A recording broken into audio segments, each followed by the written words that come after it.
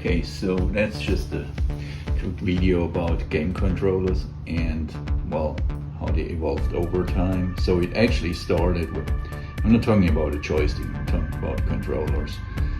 It started basically with something like this, which the ergonomics of this is pretty poor. Had two fire buttons, and then as you can see, we have a start and select button and just an ordinary D-pad, right?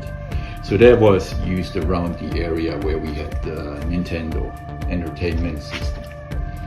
Then for the SNES or Super Nintendo, I guess that was like the beginning where they introduced the shoulder buttons, and then we switched from the 2-button design to like the 4-button design, or as we can see here with the SEGA, instead of the shoulder buttons we had a 6-button design.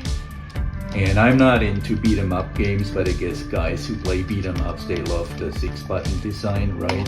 And then the next step for me was like the Sony controller, where you had the 2 shoulder buttons, and then later on you had the 2 analog sticks here, and then this started like the iconic symbols which Sony uses to this very day.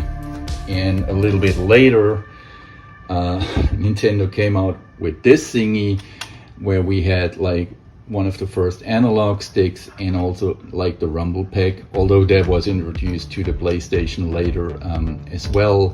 And as you can see, the shoulder buttons became like pretty much a standard. And then the next step was that big thing here, the Xbox controller. I guess they called it the Duke. Some people had a problem, they had small hands. It's not a big deal for me, I'm 6'5", so my hands should be big enough. And as you can see, the analog buttons became standard. The D-pad was more or less for navigations within menus now. And again, we had the shoulder buttons or triggers, however you want to call them. And then the next step from here was it became like more and more wireless, right? And the second shoulder button per side was like becoming a standard.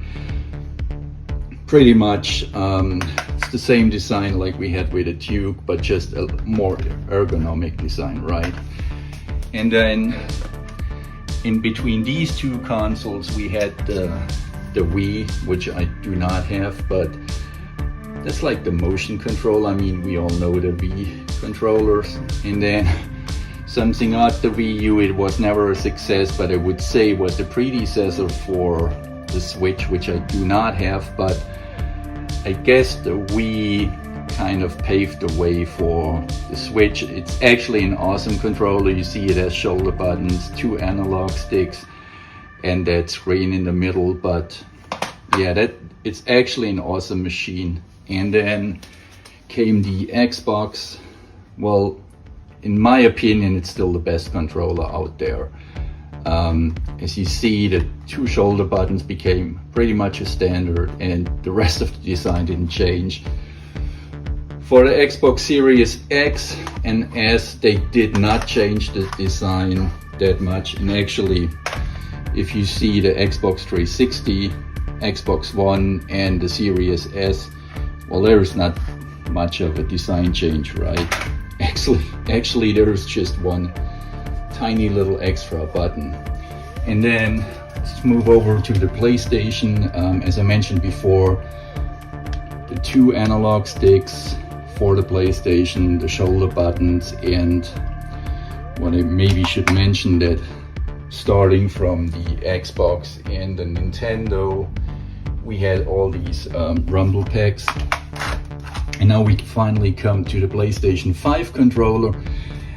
As I said, Xbox controller, it's still my favorite because for whatever reason I like it more, although this controller has a lot of tricks up its sleeve. So it has that motion sensor, so you could basically play a racing game and move it like this.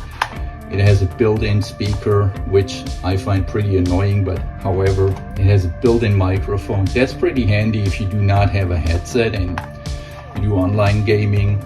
And also, like the PS4 controller. And I never had a PS3, so I'm not sure if the PS3 had that as well. But you have that touchpad here, which I never used to punch in text, but it's pretty neat. So I'd say function-wise, that's most likely the best controller out there, right? I love that controller. I love my PS5, obviously, but to be honest, the Xbox controller, it's still the best controller for me out there, but followed by the PS5 controller. I mean, if you're into motion control and you want to have a built-in speaker and a microphone, that's maybe the best controller. And it looks okay-ish, although I'd say this looks a little bit odd to me, so I prefer the old style, the PS3 and 4 controller more. Thanks for watching.